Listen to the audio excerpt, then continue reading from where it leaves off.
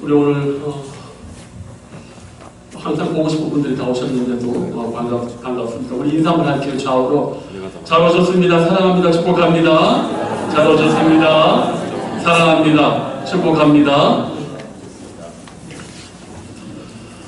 복음성가 곡 중에 낮은 해처럼 밤엔 달처럼 이런 제목을 가진 곡이 있습니다. 가사가 참 아름답고 의미가 있어요. 그 가사를 보면 낮은 해처럼 밤엔 달처럼 그렇게 살 수는 없을까?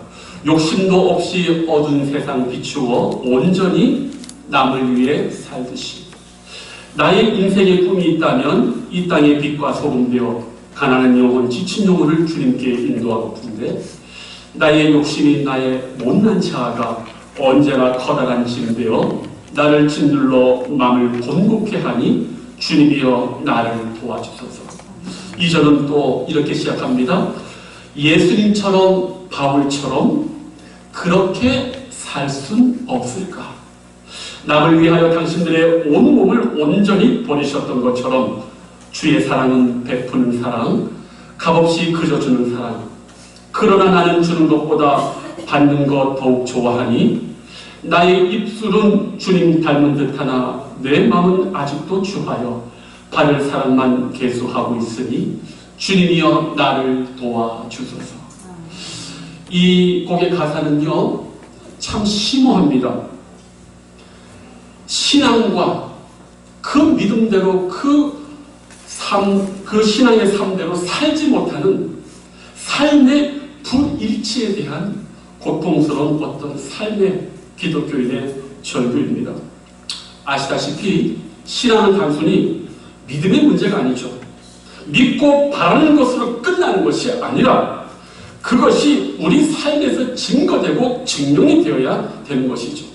신앙은 공한 것이 아닙니다. 이론적인 것이 아닙니다. 그저 마음의 위로를 받고 끝내는 것이 아니라 그것은 분명히 내가 믿고 기대하는 현실에서 드러나야 되는 것입니다. 그런데 안타까운 우리의 삶의 현실은 믿는 바대로 바라는 바대로 기도한 대로 하나님의 말씀이 우리에게 지시한 바대로 우리가 살아내려고 하는데 애를 쓰고 있지만 우리가 좌절과 실패를 너무나 많이 경험하는 것이죠. 우리 영혼 모두에게는 낮은 해처럼 밤엔 달처럼 세상의 소금과 빛으로 살고 싶지만 하지만 현실에서 우리는 그런 능력의 삶을 살고 있지 못합니다. 성령이 수많은 믿음의 영웅들은 이런 삶을 살아내는데 우리는 어찌해서 매일매일 이런 삶을 못 살고 좌절하게 될까? 오늘 읽은 말씀은 그러한 의미에서 그런 좌절과 고통스러워하면서도 어찌하든 주님처럼 바울처럼 살고 싶은 열망을 가진 우리에게 그렇게 살 수 있는 영적 원리, 영적 비결을 우리에게 말씀해주고 있는 기념비적인 말씀입니다. 그것도 친히 우리 예수님의 삶의 모범을 구체적으로 우리에게 말씀해주고 있고 그 비결을 따라서 차근차근 우리가 살아간다고 한다면 우리도 그런 삶을 살 수 있다고 오늘 성경이 말해주고 있습니다. 이제 그래서 저는 이 말씀을 통해서 그 삶의 능력의 비결을 살펴보고 우리도 주님의 그 삶의 능력의 비결을 내 신앙의 원동력으로 삼고 주님 보시기에 하나님 보시기에 부끄럽지 않는 삶 우리 모두 살아가시길 축복합니다. 자, 오늘 말하는 그 첫 번째 예수님의 능력의 삶의 비결을 1장 12절에서 아주 강력한 언어로 말하고 있습니다. 우리 1장 12절 다 같이 한번 읽어볼까요? 시작. 성령이 곧 예수를 광야로 몰아내신지라. 자, 지금 예수님 공생애의 첫 시작입니다. 그런데 이때 시작되는 예수님의 그 두드러진 특징적인 삶의 모습을 지금 뭐라고 얘기를 하냐면 성령이 광야로 몰아내셨다. 자, 이것을 동일하게 기록한 마태복음은 이 표현을 안 쓰고 있어요. 마태복음 4장 1절에 이렇게 말합니다. 그때 예수께서 성령에게 이끌려. 누가복음도 마찬가지예요. 광야에서 40일 동안 성령에게 이끌리시며 마귀에게 시험을 받으시더라. 이렇게 말합니다. 여기 마가복음에는 성령이 광야로 쫓아냈다.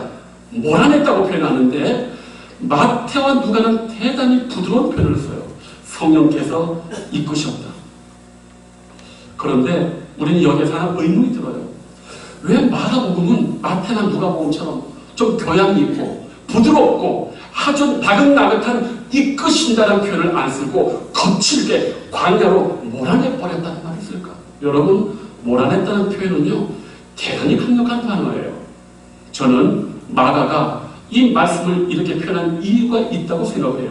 두 가지가 있다고 생각해요. 첫째는 우리는 보통 이 말씀을 읽을 때 대부분이 전부 다 이 예수님께서 광야로 가신 것은 사탄이 이끌고 사탄이 시험하러 갔다라고 그렇게 보고 있어요. 우리 1장 12절에 보면은 우리 성도들의 이해를 돕기 위해서 우리 개역 개정에도 작은 소제목이 있어요. 시험을 받으시다. 그러면 마귀한테 시험을 받으시다. 그러면 성경을 정확하게 읽지 않은 우리는 다 이렇게 생각합니다. 사탄이 예수님을 광야로 몰아가고 거기에서 예수님을 사탄이 시험했다라고 이렇게 생각합니다. 그러나 오늘 성경 자세히 보십시오. 누가 예수님을 광야로 몰아냈습니까? 사탄입니까? 성령님이십니까? 성령님이에요. 그러면서 몰아냈다는 강력한 표현을 통해서 이 일의 시작과 지금 주도권이 누구에 있느냐고 말하고 있는 거예요. 성령이 지금 몰아가시는 거예요. 성령이 강력하게 이끄신 거예요. 또 다른 이유가 있어요. 이 몰아냈다는 표현을 쓰는 이유는요. 이것은 바로 오늘 말씀이 중요하게 우리에게 가르치는 바이기도 해요. 여기 보면 예수님 삶의 진정한 능력의 비밀은요. 예수님의 주도성에 있지 않았어요. 예수님의 자기 의지에 있지 않았어요. 뭡니까? 성령께서 강력하게 밀어붙이는 그 삶에 예수님이 그저 그것을 맡기신 거예요. 예수님이 이렇게 하겠다 내가 이런 결심이 아니라 성령께서 강력하게 예수님의 영혼을 밀어붙이실 때 그 예수님의 밀어붙이심에 온전히 맡기신 것이 바로 오늘 우리 예수님 삶의 능력의 첫 번째 오늘 마가가 강력하게 말한 겁니다. 성령께서 몰아내셨다. 그래서 이걸 다른 영어 번역에 보면은 성령께서 쫓아내셨다. 이렇게 얘기하고 있어요. 아주 강력한 단어예요. 사랑하는 성도님들, 성령께서 지금 예수님의 영혼의 중심부에서 강력하게 감동하시고 충동하시고 예수님의 의지와 이성과 욕망을 성령께서 제어하시고자 할 때 예수님께서 그 하나님의 뜻대로 그대로 맡겨버리신 것이 우리 예수님의 삶의 비밀이라는 것이에요. 그런데 이 말씀은 여기에만 나타나 있지 않아요. 요한복음 6장에 보면은 이렇게 말하고 있습니다. 잘 들어보세요. 아버지께서 내게 주시는 자를 내가 잃지 않는다. 나를 보내신 이의 뜻은 내 아버지의 뜻은 여기에 보면은 어느 것 하나 예수님이 자기의 뜻, 자기의 말을 하는 게 없어요. 내 아버지의 뜻, 나를 보내신 이의 뜻. 언제나 예수님께서 말씀하실 때는 그 주도권이 하나님 아버지와 성령에게 있어요. 이게 오늘 우리가 예수님의 삶의 능력의 비결의 원천을 오늘 우리가 깨달아야 될 부분입니다. 예수님께서 복음을 전하여 회개에 돌아오는 자를 향해서도 무슨 얘기를 하시냐면 아버지께서 내게 주시기로 한 자가 돌아왔다고 얘기를 해요. 내가 이 땅에 내려오고서 내 뜻을 이루려 한 게 아니라 나를 보내신 이의 뜻을 행하기 위한 것이다. 구원은 내 아버지의 뜻이라고요. 어느 것 하나 예수님이 내 것이라고 말하지 않아요. 내가 한다고 하지 않아요. 오로지 하나님 나를 보내셨고 주의 성령이 나를 밀어붙이실 때 그 뜻대로 순종했다고 얘기하는 거예요. 요한복음 4장 8장 42절에 이렇게 말합니다. 나는 스스로 온 것이 아니고 아버지께서 나를 보내셨다. 놀랍지 않습니까? 이 땅에 오신 것도 하나님이 떠미신 거예요. 예수님의 전생을 통해 예수님은 언제나 스스로 고백합니다. 아버지가 나를 보내셨다. 나는 아버지의 뜻을 이루었다. 모든 삶이 하나님과 성령께서 내 모시는 것에, 내 밀어붙이는 것에 그대로 자기 자신을 순종으로 맡기시는 거예요. 그게 오늘 우리 예수님의 능력에 놀라운 삶의 비결이었다고 말하고 있습니다. 사랑하는 성도님들, 바로 그런 삶을 통해서 우리 주님은 그 모든 고난과 십자의 고난을 이겨내셨고 우리에게 불꽃 같은 삶을 보여주신 거예요. 그렇다면 오늘 우리가 실패하고 무능하고 무너지는 삶의 이유는 오직 하나가 있습니다. 바로 성령께서 나를 몰아내고 나를 밀어붙일 때에 내가 그것을 거부하고 사탄과 마귀와 육신의 종이 나를 몰아낼 때 내가 내 자신을 거둬 맡겨버리기 때문에 우리는 여전히 실패하고 여전히 좌절하는 것입니다. 이 말씀의 중요성을 깊이 의지적 차원에서 아주 깊이 고민한 우리 그 교회사의 위대한 거장이 있어요. 마르틴 루터입니다. 마르틴 루터는 자신의 삶과 인간의 삶을 이렇게 깊이 있게 성찰해 봤어요. 삶의 주도권을 자기가 가지고 있는 것 같아요. 이때 당시 가장 유명한 논쟁이 있었어요. 인문학자 에라스무라는 사람과 아주 이 루터가 절친했습니다. 근데 이 에라스무라는 사람은 대단히 똑똑한 사람이에요. 그 당시 로마의 신부들이 무식해가지고 라틴어 성경을 모르는 까먹는 신부들이 많아가지고 말도 안 되는 설교를 하니까 이 인문학자가 이 성경의 사과를 헬라어로 판본을 해가지고 드러낸 거예요. 그걸 가지고 루터가 독일어 성경을 번역을 한 거예요. 자기 나라 말로. 그런데 이렇게 절친하고 서로 도움을 줬던 사람이 서로 갈라지는 일이 생겼어요. 왜? 에라스무스는 인문학자고 루터는 신앙인인데 어디에서 지금 둘이 갈등을 일으켰냐면 인간이 의지적 존재인가?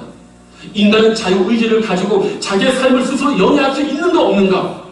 인간은 스스로의 의지로 구원을 선택하고 이룰 수 있는가 없는가에서 두 사람이 크게 다퉜습니다. 에라스무스는 그런 말을 했어요. 사람은 자유의지를 가지고 있어서 그것을 행사하고 그에 대한 책임을 질 수 있다. 자기 스스로를 이끌 수 있다. 라고 얘기하는 거예요. 그래서 비유를 이렇게 드는 거죠. 인간은 마치 수영을 하지 못하는데 바다 한가운데 빠져 죽게 되었다. 그런데 만약 누군가가 다가와서 구명 보트를 주면 그것을 손으로 잡아가지고 목숨을 건질 수 있는 존재 아니냐. 바로 거기에서 인간은 하나님이 주시는 은혜를 그렇게 손을 이렇게 내밀어서 구원받을 수 있는 그런 존재다. 인간은 그런 자유의지를 가졌다. 그 면이 강하다라고 이야기를 했는데 루터는 아니다라고 얘기하는 거예요. 아니야. 인간의 조건은 그렇지 않다. 인간의 조건은 63 빌딩에서 딱 떨어져가지고 온몸의 뼈마디가 다 부서지고 내장은 파열해가지고 겨우 숨만 쉬고 있는 골든타임 안에 이 외부 트라우마를 고치는 사람이 와서 온갖 영양제 이런 것을 하지 않는 이 사람은 살 수 없는 사람이 이것이 인간이다. 그렇기 때문에 구원에 있어서 인간은 어떤 것도 할 수 없다.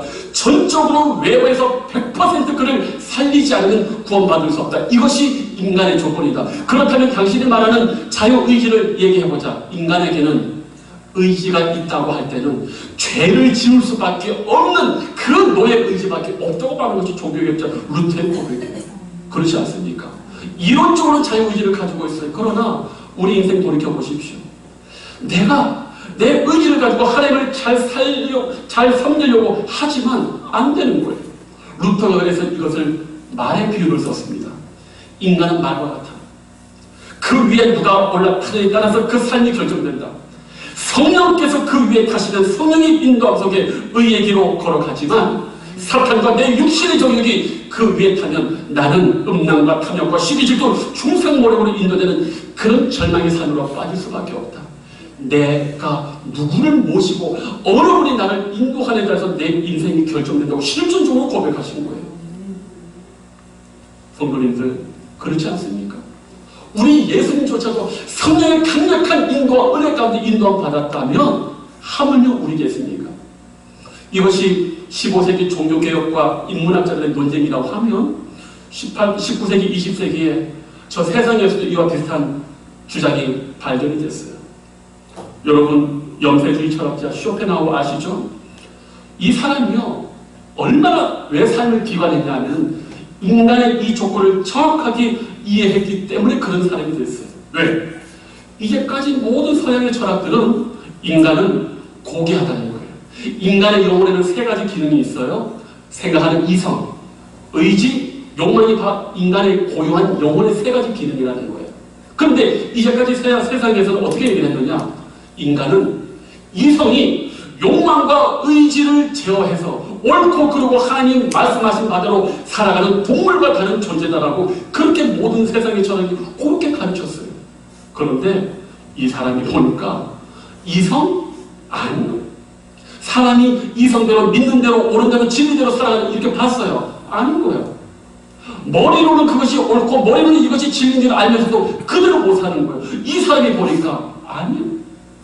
생각하는 대로 사는 게 아니라 그 사람의 영혼에 있는 욕망이 너무나 커서 욕망이 그냥 그 영혼을 이리저리 노려붙이는데 이성과 의지는 꼼짝을 못하더라는 거예요. 욕망이라는 기차가 있는데 그 기차에 사람은 겨우 이렇게 타 있는 존재라는 거예요. 욕망이 너무나 거대하고 너무나 탐욕스럽고 힘이 어마어마해가지고 이성과 의지는 그 앞에 내려놓치는 거라는 거예요. 그러면 이성이 뭐하냐? 자기 욕망과 자기 탐욕대로 다 해놓고 이성은 이제 자기를 합리화한다는 거예요. 여러분 그렇지 않습니까? 이것이 사실은 에베소서에 말하는 옛사람의 정확한 모습이에요. 이거 바로 우리의 모습인 것입니다. 그래서 이 사람은 야생마의 비유가 어울려요. 여러분 야생마 아십니까? 길들이지 않는 야생마. 우리 영혼 가운데의 욕망이요 그렇게 야생마처럼 날뛰어요. 우리의 이성과 의지는 그 위에 겨우 붙어 있어요. 아주 요동을 쳐요. 믿는 대로 말씀대로 못 살아요. 왜? 욕망이 너무나 날뛰기 때문에. 그런데 우리 주님은 바로 그 삶 속에서 성령의 강력한 인도함 속에 모든 것을 거기에 순종하였더니 이것이 된 거예요.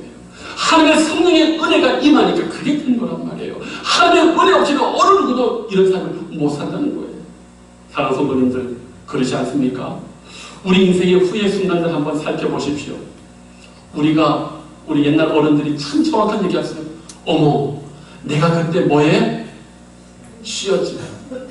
우리 담임 선생님 젊은 게 어떻게 잘 알아요? 애 늙은이라는 게 애 늙은이. 우리 어른들이요 그런 얘기 많이 해요. 뭔 얘기 할 때 내가 그때 뭐에 쉬었어. 정확히 성경적인 표현이에요. 우리는요 내가 의지를 갖고 내가 똑똑한 절대 그렇지 않아요. 외부에서 강력한 우리 영에 영향을 미치는 어떤 그런 영적 존재와 힘에 우리는 언제나 움직이고 살 수밖에 없어요. 이걸 우리가 깨달아야 된다는 것입니다. 바로 이 지점에서 우리 예수님은 공생의 첫 시작에서부터 누구의 영향권 안에 있습니까? 성령께서 내모시는 그 영향력 아래 성령께서 이끄시는 대로 자신을 내어 맡길 뿐 아니라 그 발걸음을 함께 걸어가신 것입니다. 사랑하는 성도님들, 내가 인생의 주인이 될 수 있다. 내가 인생을 주도적으로 살 수 있다는 착각을 버리셔야 됩니다. 왜? 우리 인생은 지금까지 살아봤지만 내 마음과 내 뜻대로 절대 안 됩니다. 우리 인생은 성령께서 나를 또 미는 삶이냐 사탄과 내 육신의 욕망이 나를 또 미는 삶이냐 둘 중에 하나밖에 없어요. 중간지대는 없습니다. 오늘 예수님께서 그 삶의 비결을 우리에게 지금 보여주고 계십니다. 이제 그렇다면 성령의 음성을 듣고 그 성령의 인도하심과 그 성령이 내 영혼과 감동 주시고 이렇게 충돌하실 때에 내가 거기에 순응하는 것이 중요해요. 그럴 때 우리 삶은 능력의 삶이 가능한 것입니다. 자, 이제 다음으로 살펴볼 것이 있어요. 뭐냐면 그런데 그런 성령의 강력한 인도하심이 왜 하필 광야라는 겁니까? 왜 하필 광야로 몰아가신 것일까? 도대체 광야로 몰아가신 이 성령님의 의도는 무엇일까? 도대체 이 광야에서 어떤 경험을 우리 성령님께서 또 우리 주님에게 주셔서 이 삶 가운데 놀라운 삶을 살게 하실까? 성도님들, 광야 하면 어떤 생각이 나요? 우리 한국에 광야 있습니까? 없습니까? 없지요. 제가 참 순진하게 저는 우리나라에 양이 없는 줄 알았어요. 양 키우는 데가 없는 줄 알았어요. 에이, 모르시는 분 많을 것 같은데.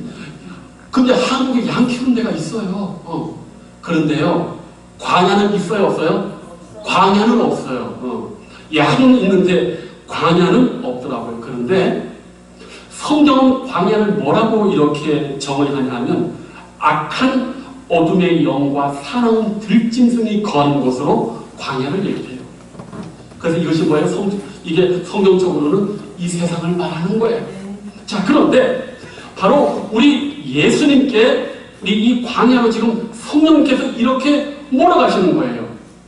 근데 이 대목이 좀 의아해요. 왜? 우리가 바로 지금 이 말씀 읽기 전에 무슨 일이 벌어졌냐 하면 예수님이 요단강에서 세례를 받으실 때 성령이 비둘기같이 내려오시고 그 다음에 너는 내 사랑하는 아들이라는 놀라운 영광스러운 하나님의 음성을 들었단 말이에요. 얼마나 영광스럽고 얼마나 감격스럽고 얼마나 은혜 충만합니까? 그런데 이 영광과 감격과 은혜의 자리에서 우리 예수님 많은 사람들에게 존경받게 하시지 않고 그 자리에 오래 머물지 않고 갑자기 저 어둠의 영, 저 들짐승 있는 거친 광야 세상의 한복판으로 우리 성령님이 곧바로 몰고 가시는 거예요. 우리 같으면 아유 그 영광 좀 주시지, 그 기쁨 좀 주시지, 하나님이 허락지 않으시고 곧바로 성령으로 광야로 확 몰아가십니다. 왜 하필 광야로 몰아갑니까? 자, 성도님들, 여기 광야가 참 흥미가 있는데요. 그냥 듣고 지나가세요.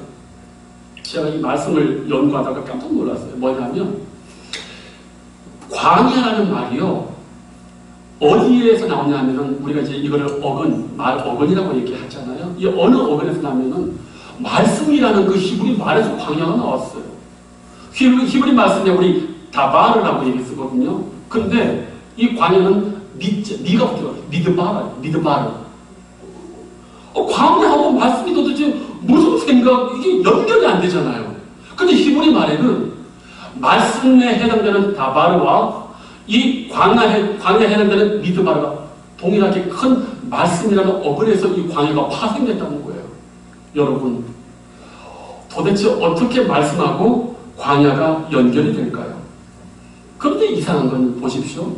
모세가 쫓겨간 것도 미디안 광야고 40년의 단금질이 있었던 것도 미디안 광야고 엘리야가 죽기를 소원하고 지쳐있을 때 다시 소명의 불꽃을 키우는 것도 신의 광야고 예수님도 늘 기도할 때 사람을 피해서 간 것도 어딘 줄 아십니까? 유대 광야예요. 무슨 말이냐? 광야는 악한 어둠의 영이 있고 정복할 사탄의 진이 있고 우리를 시험하고 좌절시키는 원수 대적이 진을 치고 있는 곳인과 동시에 그 광야를 이겨낼 수 있는 그 어둠의 영 안에도 하나님의 말씀의 능력이 이 세상 가운데 있다는 거예요. 아멘. 아시겠습니까? 예수님이 40일 광야 속에서 무엇을 깨달았냐면 이 세상에 온갖 어둠이 있는 이 세상 가운데 악한 영과 온갖 들짐승이 있는 이 가운데서도 거기에 조용히 묵상하고 조용히 기도하고 대망하니까 뭐가 떨어지냐? 거기에서 하나님의 말씀이 강하게 떨어진다는 거예요. 네. 그렇기 때문에 우리 예수님은 바로 이 광야에서 이 두 가지를 동시에 깨달으신 거예요. 광야는요, 유대 광야는 아무것도 안 보이죠. 아무것도 안 보이기 때문에 하나님의 소리가 들려오는 거예요. 이 세상에 지금 보일 게 많고 눈에 의지할 게 많지만 어느 것도 나를 만족시키지 못해요. 그러나 그 상황 가운데 눈 감고 가만히 있어 보십시오. 모든 것이 간대없고 주의 성령의 말씀이 우리 안에 임하고 이겨낼 수가 있는 거예요. 오늘 광야에서 이 두 가지를 말씀해 주고 있어요. 또 이 광야에서 성령님은 사탄을 지금 경험시킵니다. 제가 마가복음을 좋아하는 이유가 있어요. 제가 저번에도 말씀드렸어요. 성도님들, 마가복음이 가장 먼저 쓰여져 있어요. 그런데 가장 짧고 가장 투박하고 가장 거칠게 쓰여져 있는데 이 마가복음은 주저리 설명하지 않아요. 요점 딱 결론 딱 하는 게 이 마가복음은 제일 짧아요. 근데 제가 가장 마음에 드는 게 뭐냐, 이 사탄에 관한 기록입니다. 여기 보니까 마태복음, 무가복음에는 이만큼 나와 있어. 예수님이 세 가지 시험을 받았고 어떻게 대답하는 게 쫙 나와 있지만 이 마가복음에는 사탄에게 시험을 받으시면 끝! 사탄 끝! 사탄 나무래기 끝! 뭡니까? 사탄이 아무리 능력이 있다고 여기고 아무리 힘이 있다고 여겨도 우리 예수님 앞에서는 사탄 끝. 아시겠습니까? 저는 이것이 너무너무 놀라워요. 사탄? 있었어. 끝. 왜? 우리 예수님 이기실 거니까. 우리 예수님 능력이 하나님이시니까 너희들도 걱정하지 말라는 거예요. 아마 사탄이 마가복음만 보면 뚜껑이 열릴 거예요. 내가 이런 존재야? 광야에서 40일 계시면서 사탄의 시험을 받으시면 끝! 왜? 마가에 있어서 사탄의 시험은 큰 고려가 안 돼. 왜? 우리 하나님 창조주 하나님 구속되는 우리 예수님에게 사탄의 시험은 아무것도 아니라는 거예요. 하물며 그분에 따라가는 우리에게도 사탄의 시험, 사탄 그거는 아무 능력이 없다. 말씀을 붙들고 있으면 우리도 동일하게 이 사탄을 넉넉히 이길 수 있다고 지금 우리 마가복음이 바로 이걸 말하고 있는 거예요. 다른 성도님들, 오늘 우리는요 이 주님의 말씀을 살펴보았어요. 저는 오늘도 여전히 이 마지막 시대에 참된 교회, 참된 성도, 정말 하나님이 기뻐하는 삶을 살고자 열망하는 우리 모두의 간절한 소망이 바로 여기에 있다고 저는 봅니다. 그런데 여러분, 다른 누구의 모범을 찾지 마시고 오늘 예수님이 그 한평생 그 공생애를 능력 있는 삶을 살았던 비결이 다른 것이 아니라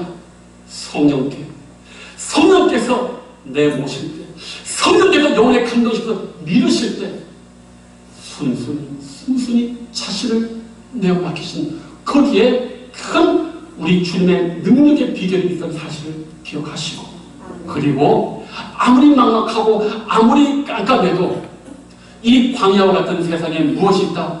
언제나 하나님을 대망하는 사람에게는 말씀이 언제나 떨어지고 그 말씀으로 이 어두운 광야를 이길 수 있다는 것이 오늘 바로 이 성령이 광야로 모르신 이유인 것입니다.